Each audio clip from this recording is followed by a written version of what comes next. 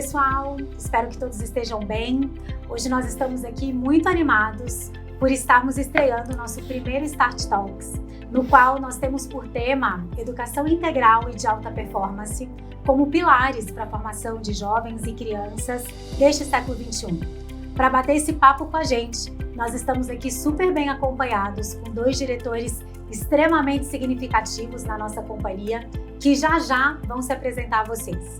Eu sou a Juliana Diniz, diretora da Start Anglo Bilingual School, e tenho o prazer de chamar aqui para esse bate-papo conosco Tânia Fontolan, diretora pedagógica da Somos, professora do Anglo durante muitos anos e uma grande referência nacional quando se trata em educação.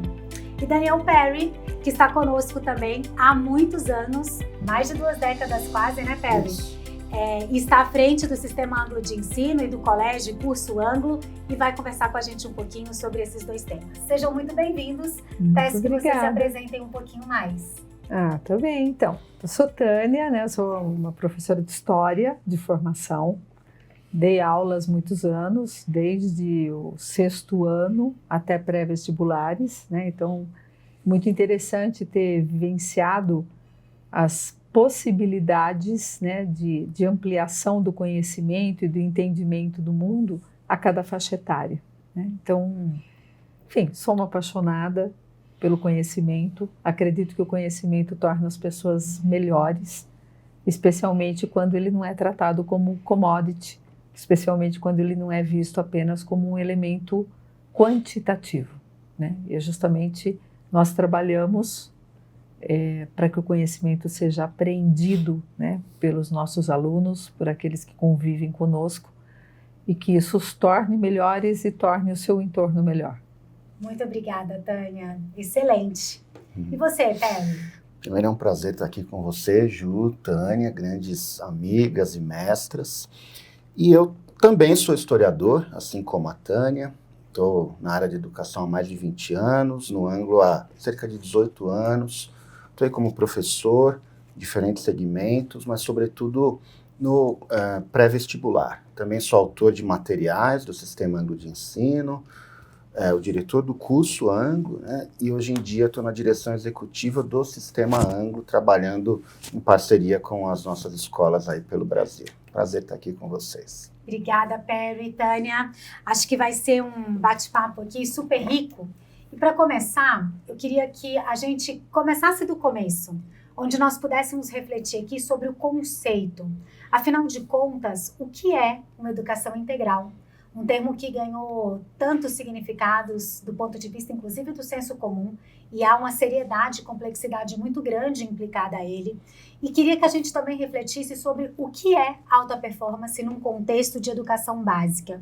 E de que maneira esses dois pilares que sustentam, inclusive, a proposta pedagógica aqui da Start Anglo Bilingual, de que maneira esses dois pilares se complementam? Queria ouvi-los. Bem, eu acho que essa questão da educação integral, né, para além, às vezes, do que o senso comum entende, nós estamos falando de desenvolver o aluno ao longo da educação básica, né, que são vários anos, em várias dimensões. Então, não apenas daquela questão da relação ensino-aprendizagem de conteúdos, né, mas vê-lo se desenvolver no plano físico, no plano emocional, no plano social e também no plano cognitivo.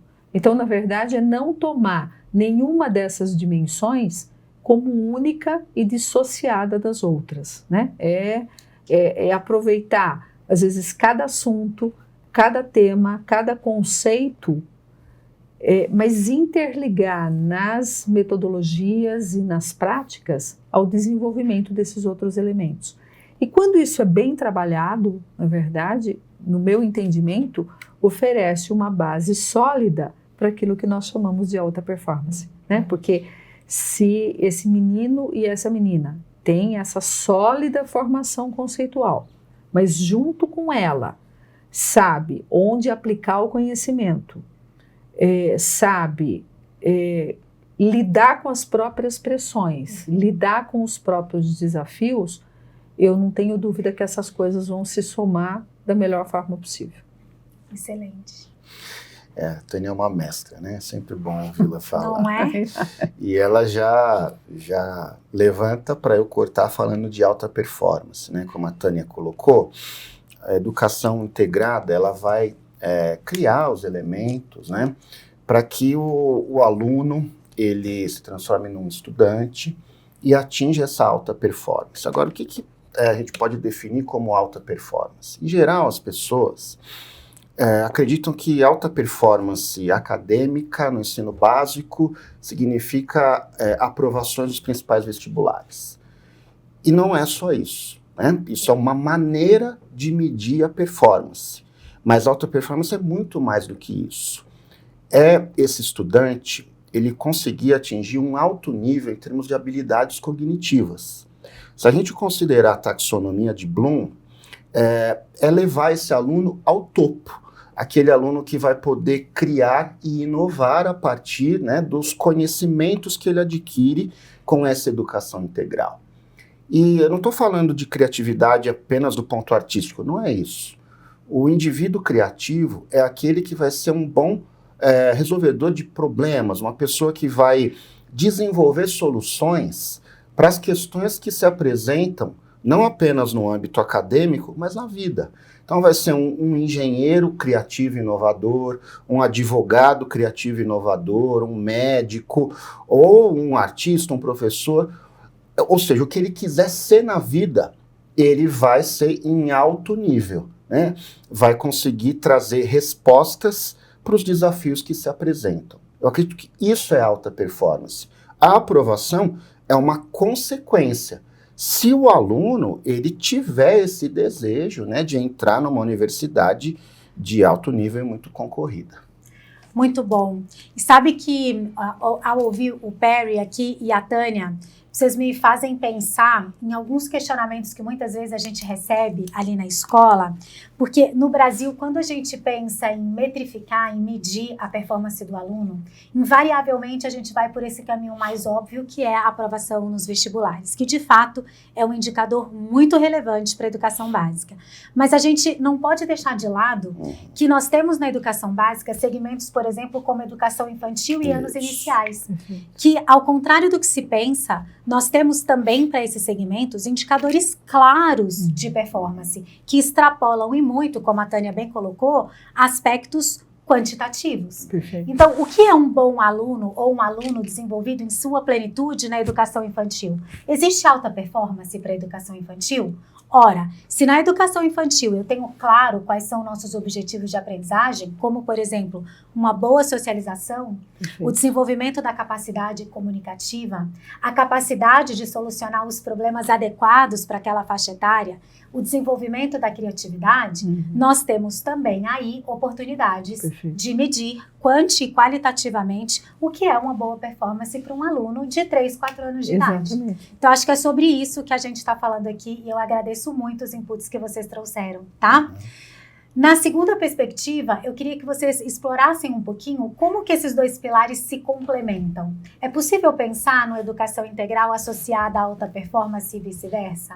Não, eu não tenho a menor dúvida disso, né? Eu acho que assim, é óbvio que nós temos a questão de uma base conceitual sólida, inclusive como um elemento super importante, né? Até porque essa base conceitual sólida em todas as áreas permite a esse menino e a essa menina entenderem os fenômenos que o cercam, né? Entenderem minimamente o mundo. Então, quando nós estamos falando dessa base conceitual, eu estou falando de um repertório de conhecimentos acumulados até aqui pela humanidade, né? Que obviamente, de acordo com a faixa etária e com as possibilidades, você vai compartilhando para que ele, inclusive, desnaturalize o mundo, né? Para que ele não pense que as coisas que cercam, que o cercam, enfim, aconteceram porque aconteceram, né? Ou que os fenômenos ocorrem de um jeito ou de outro porque é assim mesmo, né? Então, isso vai aumentando a sua visão de mundo. Mas junto com isso, eu tenho, no plano, inclusive, dos hábitos, inclusive da maneira dele se relacionar com o conhecimento e com esse repertório, ele não é um consumidor de alguma coisa que o professor explica para ele e depois ele repete. Aliás, eu queria destacar muito isso, né? Eu encontro muitas pessoas que às vezes são crias do Anglo, e do método Anglo, do sistema Anglo, e que falam muito isso. Nossa, como era uma escola que abria a cabeça. Abria a cabeça no sentido de não ser uma oficina de repetição, né? Mas ser um entendimento e uma reflexão sobre o sentido, inclusive, daqueles universos. E junto com isso, uma coisa que eu sempre gostei muito, que era aquela ideia do hábito de estudo, né? E aí eu também acho que é importante desmistificar, porque tem gente que pensa que o aula dada, aula estudada, é um trilho, digamos assim, ligado à repetição. Não, o aula dada é você ir desenvolvendo determinados hábitos para que esse menino e essa menina retomem os temas que são trabalhados em sala de aula, e não só com aula expositiva, e não só com aula expositiva para repetição, mas que ele, inclusive, retome esses temas, às vezes por meio de atividades ou de problemas que eles são propostos, para ele se apossar daquilo, para ele refletir, para ele interagir. E não pura e simplesmente ficar, às vezes, numa lógica de questionário, de treino, ou de ficar repetindo atividades tal e qual foi feita na sala de aula, né? Então, acho que esses são dois elementos. Então, essa formação cultural conceitual sólida nesses termos, esse desenvolvimento do hábito de estudos, e, além disso, eu acho que toda uma clareza de um convívio social que se pode aprender na escola de uma maneira respeitosa, né? Nós recebemos alunos que vêm de famílias específicas, que têm lá um determinado universo cultural, e quando eles vão para a escola e eles se encontram com outros meninos e meninas que vêm de famílias não necessariamente iguais às dele, ele está começando a aprender a viver em sociedade, porque a sociedade é isso, né? É a junção de um monte de gente que, felizmente, necessariamente não é igual, né? Então, esse é um outro dado, né, que é aprender a lidar com a diversidade, é aprender a lidar com as pessoas, né? Inclusive aprender a lidar com os conflitos, né? Eu acho que nunca há problema do conflito, há problema numa má resolução do conflito. E na escola, você vai aprendendo também a lidar com essas questões, eu digo sempre que em condições ideais de temperatura, umidade e pressão, né? Porque quando a equipe pedagógica é bem formada e sabe lidar com isso, você também vai, ao longo das faixas etárias, também desenvolvendo essa capacidade dessa diversidade. E com todas as pressões que ela envolve. Muito bom. A Tânia, Ju, ela citou uma palavra muito importante, repertório. E o repertório eu coloco como um elemento que é um importante diferencial na vida do indivíduo. Eu vou fazer uma analogia com uma biblioteca. O repertório é como se fosse uma grande biblioteca em que tem diversos livros, e quando você precisa de um conhecimento específico, você vai lá, tira esse livro e resolve. Então, o repertório que uma pessoa desenvolve, ele funciona como um conjunto de ferramentas para ela conseguir se colocar diante dos desafios que existem na sociedade. Agora, para desenvolver esse repertório em alto nível, ele precisa, claro, estudar, né? Então, o próprio método Anglo, ele leva ao desenvolvimento de uma rotina e de uma cultura de estudos que permite ao estudante absorver esses conhecimentos de maneira organizada, ir para a aula mais bem preparado, e dessa forma vai se criando ali um círculo virtuoso. Ele assiste à aula, ele produz em aula, ele desenvolve as tarefas, e a cada aula, a cada ciclo, ele se encontra mais fortalecido. E aí, quando ele precisa encarar uma série de aspectos, né, que fazem parte da sociedade, problemas, conflitos, ele vai ter esse repertório bem organizado, né, e ele vai conseguir utilizá-lo a seu favor. Então, ele vai ter o que a gente chama de postura crítica perante o mundo, que não é simplesmente aceitar, né, o que existe como um dado da natureza imutável, porque sim, ele vai entender porque existem aqueles elementos, ele vai conseguir fazer uma análise, ele vai conseguir propor caminhos diferentes. Então, eu acho que a educação integrada, ela inevitavelmente ela acaba levando o indivíduo a ter essa postura mais analítica, mais crítica, mais sofisticada perante a sociedade. Ótimo, Perry. Você sabe que ao ouvi-los aqui, a Tânia e o Perry, cada um à sua forma, acho que ambos trouxeram algo que vale a pena a gente sublinhar. Quando nós pensamos na Start Anglo Bilingual School, alicerçada, tendo o seu core, o seu coração ali centrado no sistema anglo de ensino, uma das coisas que nos chamou muito a atenção a nível de concepção pedagógica é que muitas vezes, ao contrário do que se lê quando a gente pensa em aula dada, aula estudada, nós estamos falando de um sujeito ativo no processo de aprendizagem. Exatamente. O tempo inteiro.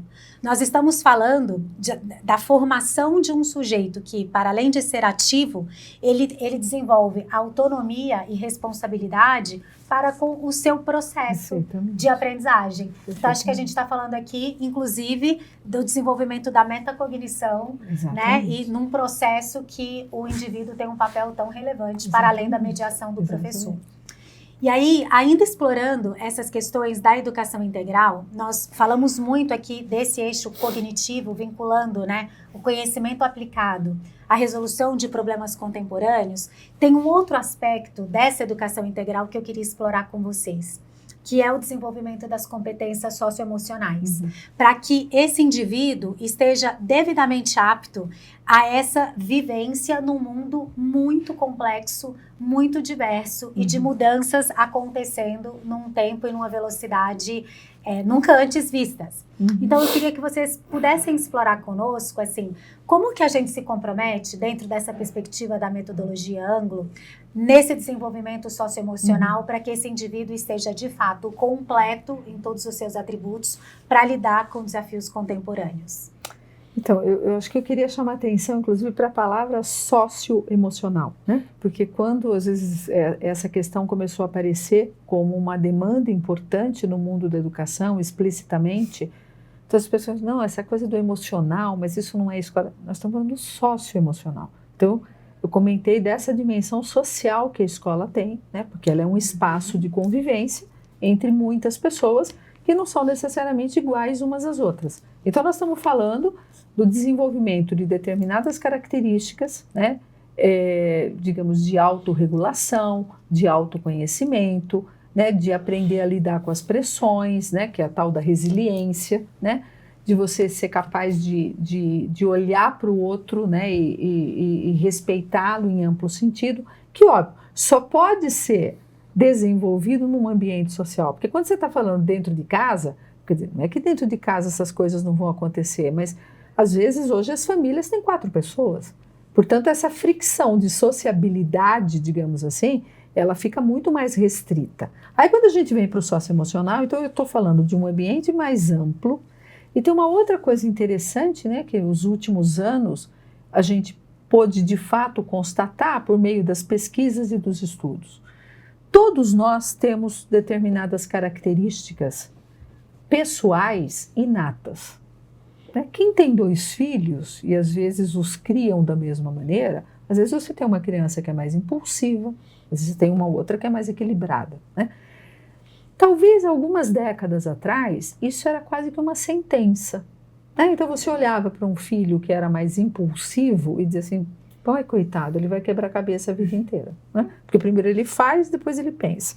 Então, o que nós estamos descobrindo é que, para além dessas características inatas, né, você tem, de fato, determinadas, que a gente chama de funções executivas, né, que você pode desenvolver ou aprimorar ou controlar, dependendo da situação, né?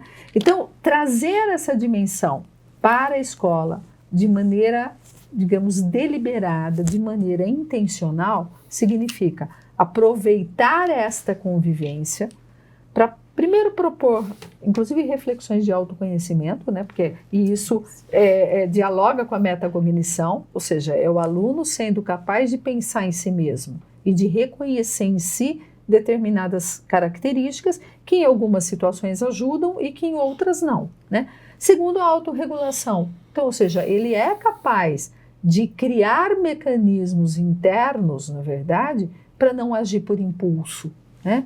ele é capaz de ir desenvolvendo mecanismos internos para lidar com a ansiedade, para lidar com a pressão, né? Assim como, neste conjunto todo, considerar mais variáveis na hora de tomar uma decisão, né? E, portanto, tomar decisões, digamos, mais acertadas e de menor risco. Então, note como isso tudo vai se conjugando, né? Ensinar o menino também a lidar com a pressão nessa perspectiva também tem a ver, a ensiná-lo a lidar, às vezes, com a pressão do dia da prova, ensiná-lo a lidar com a pressão de uma entrega de trabalho ou de uma determinada exposição moral, enfim, entre tantas outras coisas. Agora, é importante, né, como o START tem, clareza dessa função também da escola ao integrá-la nesse projeto pedagógico. A partir do que a Tânia coloca, né, acho que é importante destacar como a educação integrada, se ela for bem estruturada, né, se desenvolvida a partir de atividades que possuem sempre intencionalidade pedagógica, né, ela vai levar à formação do indivíduo de maneira mais ampla, né, em termos intelectuais, em termos culturais, sociais, físicos e emocionais. E uma escola, como se propõe o Start Anglo, né, que tem essa educação abrangente, ela vai criar no estudante esse amplo repertório que vai contribuir para que, inclusive do ponto de vista socioemocional, ele seja um indivíduo que consegue se comunicar bem, que consegue ser empático, que consegue trabalhar em equipe, que consegue solucionar problemas, como a Tânia bem colocou, de uma maneira racional, né, científica mesmo, que vai conseguir, portanto, interagir com a sociedade de uma maneira equilibrada, né, positiva, e dessa forma ele vai ter as habilidades necessárias para atuar nesse mundo cada vez mais complexo e competitivo, né? Porque o repertório em termos de conhecimento científico é a base, mas a sociedade é extremamente complexa, cheia de conflitos, né? E hoje em dia cada vez mais ágil, com novas tecnologias que surgem o tempo todo e tornam determinados empregos e atividades obsoletas. Então, como lidar com isso? Não tendo apenas, né, um conhecimento rígido que dificulta o aluno pensar de uma maneira abrangente, mas também tendo essas habilidades socioemocionais desenvolvidas em alto nível. Então, acho que o conjunto, né, de elementos que integram o Start Anglo, ele proporciona a formação desse indivíduo nesse nível que é alta performance, né? Não, e eu só queria pegar um gancho e só reforçar uma coisa, né, que também tem a ver com o socioemocional, né? Eu acho que essa perspectiva também de ser criativo também tem a ver com isso, porque quem tem uma atitude criativa sofre menos com mudanças. Né? Então, às vezes, aquela criança ou aquele jovem que tem muita rigidez, né, em relação a aquilo a que está acostumado, vamos ser práticos, né? Nessa sociedade que não para de mudar freneticamente, pessoas, às vezes, com esse tipo de característica, como eu falei, que às vezes podem ser inatas, né? Às vezes, você já descobre uma criancinha que, desde cedo, ela é muito sistemática, ela é muito tal... Enfim, tem esse caráter, digamos, pessoal, é isso que eu falei, isso pode ir sendo flexibilizado, né? E ela pode justamente ir aprendendo a lidar com a agregação desses novos elementos, justamente para conseguir se inserir também nesse contexto de uma maneira adequada, né? E aí, falando em contexto, não é à toa que o Start é bilíngue, né? Porque também este é um mundo que, para além desse elemento das mudanças sistemáticas, é um mundo que está cada vez mais integrado, né? E você também ser capaz de ser preparado até para pensar em outro idioma também te traz uma abertura muito diferente para o mundo. É verdade. Você sabe que, ouvindo vocês, isso reforça um pouco das reflexões que a gente fez quando concebemos juntos, inclusive, Start. é que, assim, a gente se colocava a provocação, né? Quem é esse líder do futuro? Quem é esse profissional do futuro? De modo prático, e muitas vezes eu acho que as famílias precisam desses insumos para refletir, de modo prático, de quais são esses novos atributos que a escola tem se proposto a também formar, que vão ser tão relevantes para esse novo contexto que já é presente, não é só futuro, né? Então, quem é esse profissional e essa liderança do futuro? Quais são os atributos que nós estamos aqui mencionando que a gente poderia evidenciar? Então, acho que o Perry trouxe algo como a capacidade de pensamento crítico, a capacidade de olhar com alta criticidade o seu contexto e o seu status quo e se colocar como parte dessa transformação. Em alguns momentos, a Tânia trouxe essa capacidade dele solucionar problemas, evocar a criatividade para ser capaz de pensar em soluções não óbvias para problemas que são muito complexos. E eu acho que nesse meandro todo tem um elemento que não resolve tudo que nós listamos aqui, mas que de certo modo contribui, que é a perspectiva da inovação e da tecnologia. Né? Nós exploramos muito aqui o socioemocional como base fundante para preparar esse sujeito para enfrentar tudo isso que colocamos, e temos aqui a inovação e a tecnologia como um meio para esse processo. Vamos falar um pouquinho sobre a importância desses dois elementos num processo de uma educação globalizada e moderna?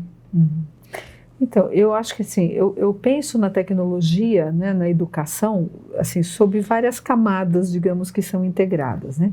A primeira é o uso dela ou a incorporação dela no processo educativo como ferramenta mesmo, né? Eu acho que ela efetivamente alavanca, ela amplia as suas possibilidades de conhecimento, inclusive em tempo real, né? Hoje você tem, de fato, enfim, a possibilidade de estar estudando um determinado fenômeno e aí assim, nossa, acabou de ser publicada numa revista científica, né, uma nova descoberta, você já tem condições de agregar isso, digamos, em tempo real. Então, como ferramenta, né, ela amplia. Como ferramenta, ela traz a possibilidade de você utilizar, inclusive, uma série de dados que permitem feedback para os alunos, e até um acompanhamento da aprendizagem, do engajamento deles em tempo real, né? Eu fui professora num tempo que às vezes você precisava esperar um mês e fazer a prova, para às vezes daí descobrir que os meninos não tinham aprendido. Hoje, as ferramentas tecnológicas te permitem quase que no dia a dia ir descobrindo onde que eventualmente estão havendo lacunas, ou de turmas, ou até lacunas individuais, o que te permite, inclusive, inserções muito mais rápidas, né? Mas eu queria trazer um outro dado aqui, né, que é da tecnologia também como um objeto de conhecimento e de reflexão. Ou seja, trazer as ferramentas digitais como objeto de conhecimento significa trabalhar com os alunos determinadas estratégias de aula para ensiná-los a usar essas ferramentas para resolver problemas. Porque vamos ser práticos, gente. Às vezes a gente fica falando de uma geração de nativos digitais, mas veja, uma coisa é eu ser ótimo com um device para um joguinho, para um game, para alguma coisa que diz respeito ao entretenimento. Outra coisa é eu aprender a usar a ferramenta para resolver um problema, né? Então, acho que essas ferramentas, elas são objeto de conhecimento, né? Então, eu posso... de fato, eu preciso ensinar o menino a pesquisar na internet. E pesquisar na internet não é ir lá colocar um determinado dado no site de busca, mas pesquisar na internet é saber reconhecer a validade daquela fonte, é ser capaz de cotejar fontes. Óbvio, ninguém vai aprender isso por osmose, né? Quer dizer, isso precisa ser uma coisa deliberada, ter intencionalidade. E, finalmente, me importa profundamente que as ferramentas digitais também sejam objeto de uma reflexão crítica, de uma reflexão ética, né? Então, quais são os riscos que estão embutidos no uso dessas ferramentas? Quais são os riscos, as boas possibilidades, mas os riscos que estão envolvidos nas redes sociais? Como é que fica essa relação da gente expor demais a nossa privacidade, né? Ou o cyberbullying, né, em que às vezes pensa-se, ou algumas pessoas se escondem atrás de um suposto anonimato, né, para, na verdade, provocar dano ao outro em amplo sentido, né? E agora, inclusive, com a própria inteligência artificial, a gente traz uma nova camada de complexidade. Mas, enfim, então eu penso na tecnologia como um tremendo aliado nesse processo, né? Com a personalização e, como eu falei, com a ampliação em tempo real que ela traz. Mas ela, per si, também precisa ser um objeto na formação integral desses meninos. A tecnologia, como a Tânia colocou, ela é uma aliada da escola e, desde que existe a humanidade, né, ela serve para a gente ganhar eficiência, né, e tempo. Sobretudo nos dias atuais, onde sempre parece que falta tempo. Porque a gente está bombardeado de informações e cada vez a gente tem mais afazeres e isso acaba ocorrendo em diferentes idades, né? Uma criança hoje em dia tem muito mais acesso a informações do que há 10, 20, 50 anos atrás. Então a tecnologia, ela ajuda a ganhar tempo, né? Por exemplo, para a gestão da escola, ela vai produzir evidências, como a Tânia colocou, que permitem com mais rapidez identificar os pontos necessários a se melhorar, né? Então a tecnologia bem usada, ela vai garantir essa maior eficácia, essa alta performance no processo de ensino e aprendizagem. Mas é importante também, como a Tânia bem apontou, que o uso dessas tecnologias não seja um uso passivo, porque a tecnologia por si só, ela não faz nada, ela precisa de alguém ali, né, impulsionando as suas potencialidades. Então, vamos pegar um exemplo, o ChatGPT. Se a pessoa não sabe fazer as perguntas adequadas, as respostas vão vir ruins. Isso vale para diferentes tipos de tecnologia, né? Então, ela é uma aliada que, se bem utilizada a partir de um repertório crítico, ela garante a todos maior eficiência e maior performance no que se refere aí a todo o processo pedagógico. Então, a gente não pode ter medo das novas tecnologias, mas a gente também não pode ficar refém disso e achar que a tecnologia per si ela resolve tudo. Ela não pode ser um instrumento de marketing. A gente tem essa tecnologia e isso é lindo. Não. Porque ela, mal utilizada, ela não vai fazer nenhuma diferença. E aí, se você me permite, né, acho que foi muito bem colocado por você esse exemplo do ChatGPT. Eu queria, inclusive, chamar a atenção para o fato de que o ChatGPT ou determinadas ferramentas de inteligência artificial, elas precisam ser problematizadas na escola e o menino precisa aprender a utilizar isso como ponto de partida. Ou seja, eu não sou defensora da ideia de que, assim, olha, por todo o potencial de cola que essas ferramentas têm, por vezes as escolas dizem, vamos tentar manter isso fácil. Pelo contrário, nós precisamos levar isso para dentro da escola, para problematizar os limites, para ensinar, inclusive, as melhores formas, né, para você, inclusive, usando o prompt de uma maneira adequada, digamos, mas também deixando claro para esse aluno e para essa aluna que, assim, olha, se a sua relação com uma ferramenta de inteligência artificial for a da cópia, você vai ser substituído por ela. Porque se tudo que você sabe fazer é também ir para o prompt, ainda que você seja bom em preencher as coisas no prompt, mas consumir aquilo de uma maneira acrítica, você vai ser substituído. Então, acho que são esses elementos do nosso tempo que nós precisamos considerar. E ainda sobre tecnologia, eu quero reforçar uma outra coisa importante, gente. A educação básica, ela tem vários segmentos. Então, também nós estamos falando da incorporação dessas ferramentas nas idades adequadas.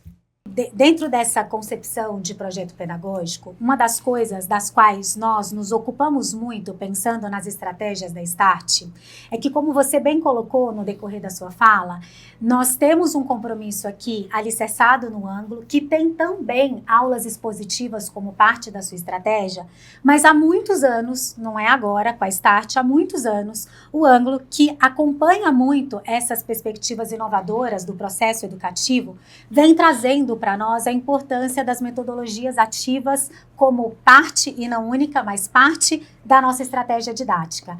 Queria que vocês me contassem como que o ângulo, reconhecidamente o sistema mais aprovador do país, comporta essa estratégia pedagógica dentro do nosso dia a dia. Então, acho que como nós já falamos, né, quando a gente estava falando de alta performance, acho que ficou muito claro que todos nós não entendemos alta performance apenas como resultado dos vestibulares, né? Acho que os resultados dos vestibulares são parte dessa preparação aprofundada, né, e integrada que envolve todos os outros elementos. Então, acho que sob esse aspecto, eu posso trabalhar um determinado assunto ou um determinado conceito pelas mais variadas estratégias.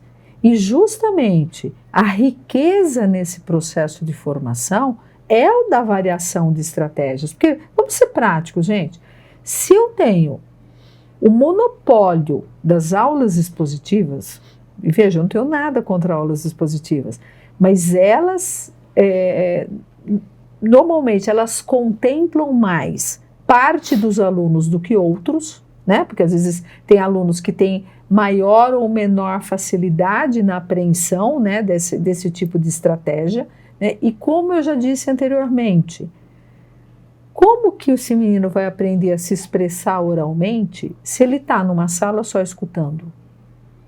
Como que esse menino vai aprender a trabalhar em grupo se está cada um na sua carteira ouvindo um professor que está conduzindo? Então, óbvio que vai ter momentos em que eu vou ter o professor lá na frente conduzindo ou ancorando um determinado tema. Mas a riqueza da variação de estratégias é o que vai permitir que se desenvolvam as tais habilidades sociais. E diga-se de passagem, né? Trabalhar em grupo, às vezes num primeiro momento, é muito desconfortável. Aliás, eu tinha muitos alunos que detestavam trabalhar em grupo. Mas veja, hoje nós vivemos numa era de que se você não for capaz de trabalhos colaborativos, você inclusive não é valorizado, né? E não é no primeiro trabalho em grupo que você vai aprender a trabalhar em grupo. Não é no primeiro trabalho de pesquisa que você vai aprender a fazer uma pesquisa. Não é na primeira vez que você faz uma exposição oral, ainda que com algum sacrifício, né? E por isso que numa sala de aula, isso é feito sob monitoramento do professor, para que haja um espaço de acolhimento, para que haja um espaço, né, de estímulo para uma melhoria contínua. Por isso que eu falei, a educação básica, ela tem 3 segmentos. A educação básica tem 14, 15 anos. Então, a gente ter clareza desse propósito de formação, então vai trabalhando todas essas questões e toda essa diversidade e toda essa necessidade de habilidades sem prejuízo do conceito. Eu acho que esse que é o tema. Qualquer assunto pode ser objeto, né, de um trabalho baseado em problemas. Qualquer assunto pode ser objeto de um trabalho em equipe que também envolva pesquisa, né? Então, essas coisas não se excluem, muito pelo contrário, elas se complementam. E quanto mais diversas elas forem ao longo desse processo, melhor será a formação. Uma das características mais importantes do sistema Ângulo é o fato de que ele possui autores que produzem esse material pensando não apenas no conteúdo, mas na aula em si. Então, os autores do material Ângulo, quando eles estruturam, né, esse material, eles estão pensando em como esse conhecimento vai ser aplicado pelo professor. Então, o material ele já está estruturado pensando na dinâmica da aula, utilizando várias estratégias. A aula expositiva é uma possibilidade, mas sempre haverá diversas outras, permitindo que o professor escolher a melhor linha de trabalho de acordo com o segmento, de acordo com a realidade em que ele está inserido.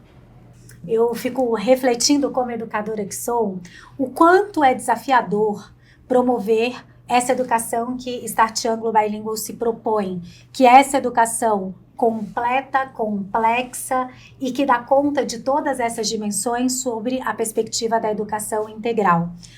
Na perspectiva de vocês, quais são os maiores desafios que as escolas, de um modo geral, e Start faz parte disso tudo, têm a superar para conseguir implementar um processo como esse? Olha, Juliana, eu acho que assim, o primeiro grande desafio é justamente você ser capaz de formar uma equipe pedagógica que tenha clareza de projeto, que tenha clareza de finalidade, que tenha clareza de propósito, né? Ou seja, não adianta você ter uma equipe que continua a pensar em termos quantitativos. Então, acho que...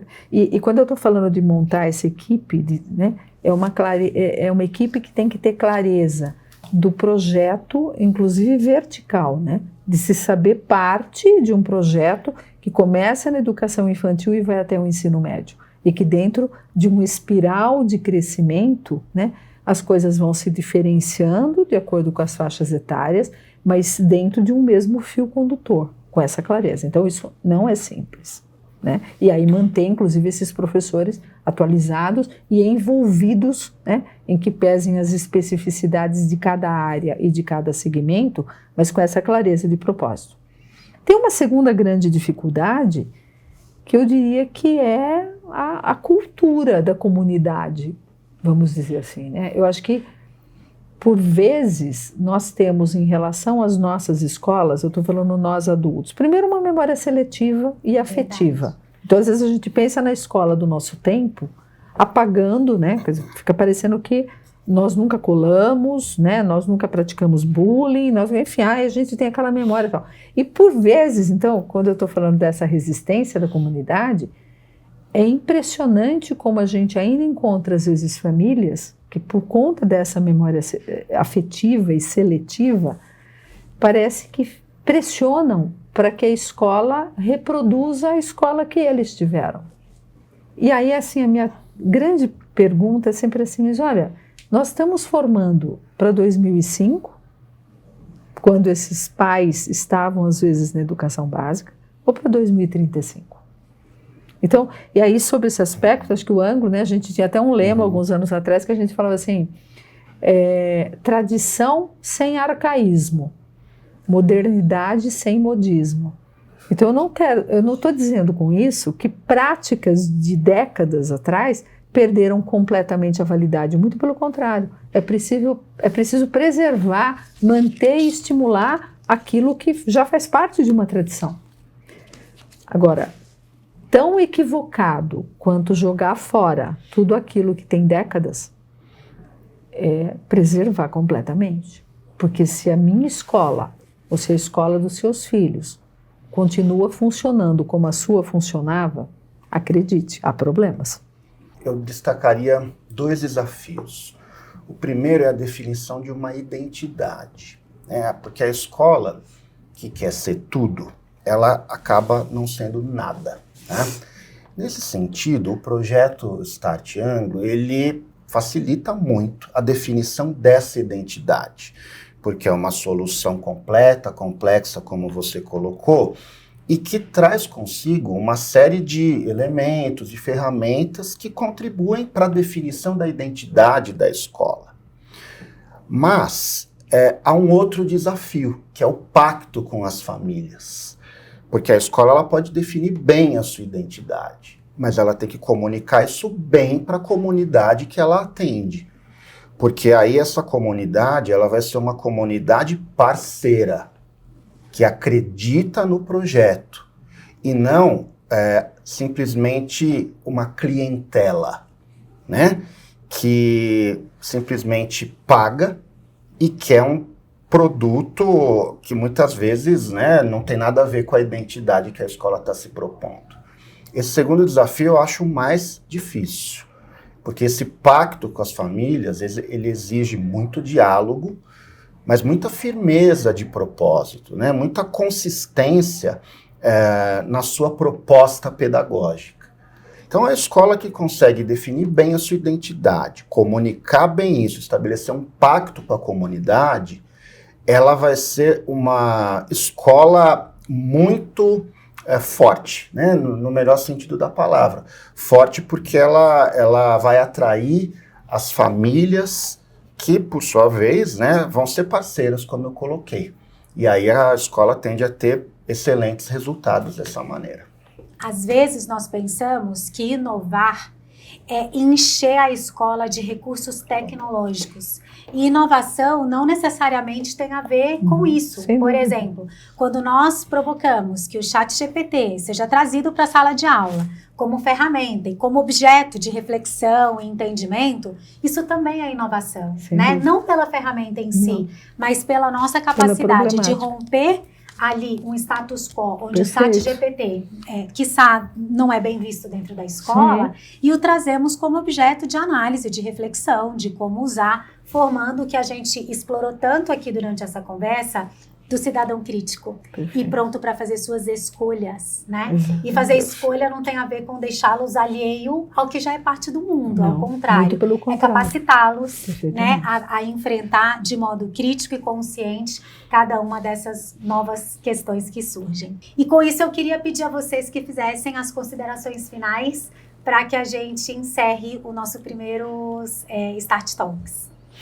Juliana, quero agradecer o convite, né? Queria dizer que eu fico muito, eu sou muito convicta, né, do valor do projeto do Start Anglo, né? Porque eu vejo propósito, eu vejo uma sintonia com esses tempos atuais e com uma preparação para o futuro ligada à alta performance, mas profundamente humanista nessa formação integral, né? Então eu vejo na proposição das diversas metodologias, né? Que aí, só fazendo uma ponte com aquilo que eu falei, às vezes as famílias acham que a escola tem qualidade só se ela tiver aula expositiva, né? E aí eu fico perguntando, como que alguém vai aprender a fazer pesquisa numa aula expositiva? Como que alguém vai aprender a trabalhar em grupo numa aula expositiva? Como que alguém vai aprender a falar em público numa aula expositiva, né? Então, quando eu vejo uma variedade de estratégias muito bem amarradas, né, também com aulas expositivas, né, mas com aulas expositivas, na verdade, que são suscitadoras de debate, que são suscitadoras de reflexão, né, e não âncoras de repetição. E quando eu vejo as novas metodologias, quando eu vejo essa preocupação com a questão do socioemocional, com o desenvolvimento da criatividade, né, do bilinguismo, eu acho que eu vejo isso, sabe? Eu vejo essa preocupação em oferecer, né, para esses meninos e meninas as melhores condições possíveis para que eles se realizem, para que eles façam suas escolhas e para que eles tenham, então, condições de tornarem a si mesmos e o seu entorno melhores. Obrigada, Tânia. Ju, eu queria agradecer, tá, o convite, a oportunidade de estar aqui conversando e aprendendo com vocês. Queria dizer também que eu acredito muito no projeto Start, porque ele foi muito bem pensado, muito bem estruturado, utilizando diferentes elementos, né, que a gente possui dentro da Somos Educação, diferentes contribuições, né, de pessoas que são excelentes em suas áreas de atuação. A gente tem aqui um dos grandes ícones da educação brasileira, que é a Tânia Fontolan, né?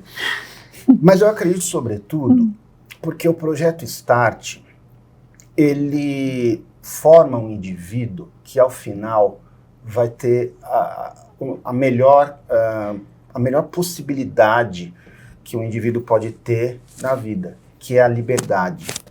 A formação desse indivíduo em alta performance vai permitir a ele ter liberdade de escolha para ele ser o que ele quiser. Se ele quiser ser um médico formado pela universidade mais concorrida, ele vai poder. Mas se ele quiser ser um empreendedor, Se ele quiser ser um artista, ele vai poder também, porque a escola vai fornecer a ele elementos para ele ser o que ele quiser. Então, parabéns pelo desenvolvimento e liderança desse projeto, que já é um sucesso. Obrigada, Perry. Pessoal, bem, nós chegamos aqui ao final e eu queria deixar algumas mensagens para vocês. Primeiro, relembrar que a concepção do projeto pedagógico da Start Anglo Bilingual School, ele nasce maduro, porque ele foi forjado com todo o know-how e a experiência desta nossa casa, que é a Somos Educação, que tem personagens como hoje vocês puderam conhecer, Tânia e Perry, que certamente contribuíram e contribuem diariamente muito para o refinamento e para a consistência da nossa proposta. Vocês são parte desse projeto. E eu agradeço imensamente, não só pela participação aqui hoje, mas por toda a colaboração na construção e sustentação dessa proposta. É muito bom saber que podemos contar com a robustez e com a experiência de vocês. E com a sua liderança. Obrigada. Com tanta clareza. Obrigada.